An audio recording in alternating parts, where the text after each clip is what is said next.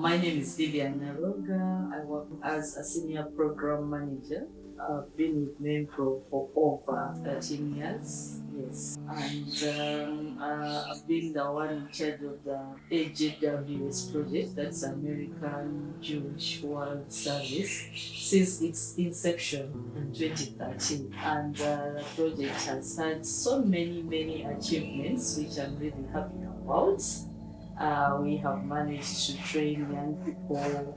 Young people have gained confidence. They speak out against the injustices that happen to them. Some young people can even testify that by the time they joined the program, they could not even speak out. They could not speak out in front of people, but now they can speak out, or they speak out in their communities, they speak out in the universities. And I'm very happy about that. But also the other achievement is to see the young people being able to advocate for so many things, like the sexual reproductive health. We train young women in universities. The project targeted 3 universities: Makerere, Kyambogo, and Kampala International University. And the girls that have been empowered through this program are taking up initiatives. Some of them go to hostels and talk to other young people. Others have gone to their communities and have given out pads, have talked to young people, have sensitized young people. So that is really important. But also in the leadership program, we have mentored young people in organizations, but also young people out of organizations, and they have gained employability skills. They are able to shine wherever they are in the organizations that they work for. But mostly we emphasize organizations that work on feminist principles, and they have been able to introduce so many things in their organizations, like work on policies, the structures that are feminist based. That is very important. Some young people have even started their own organizations that run on feminist principles. And that one I can testify, because we have done follow-ups with our M&E personnel. And I think we've gone away from doing follow-ups where we call young women, they come here, they talk about the changes that they are making in their communities or in their organizations. And we have started going to their organizations so that we collect evidence-based information. And we have realized that wherever they are, they have caused change in their organizations. That's really important to us, but also in their communities.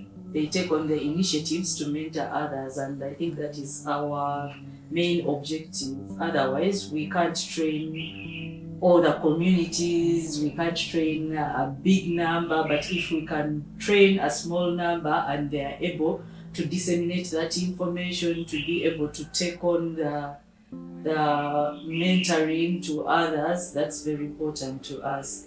And some of our young people have also done peer-to-peer mentoring in the universities or the communities from where they come, especially when they mentor the freshers. Those are new entrants in universities, like those that are in first year.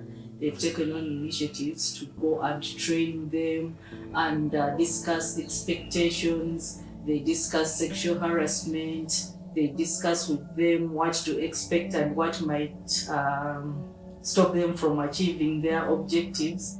So we are very happy about that program. Under this project of strengthening feminist leadership and advocacy for women's rights, one thing I'm most proud of is the project has been able to deal with stigma and homophobia among young women. Of course, the project cannot come without challenges, but most of them have been minor, and MEMPROW has been able to deal with the minor challenges. One of the main challenge was the introduction of the Anti-Homosexuality Act 2023.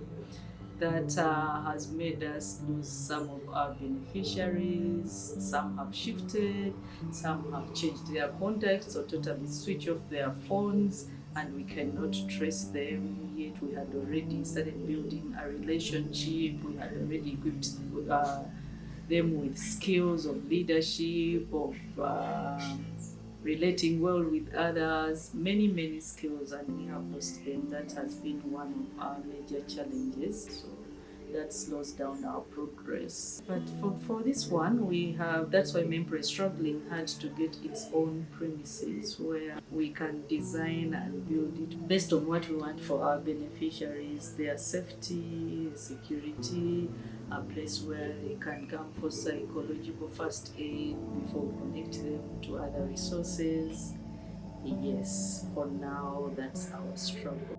Since 2013, the content has been changing due to the gaps that we identified during the learning days. Whenever we train the girls, they come back here and we organize a learning day that is aimed at members learning from each other, but also MEMPROW being able to assess the impact of the project, where we identify the gaps. So when we identify the gaps during the learning day, it informs the content of the next training. We've had this project for over 10 years, but the content keeps on changing based on our learning and based on what the girls share, where we identify the gaps. For example, in the beginning, we did not have a mental wellness session.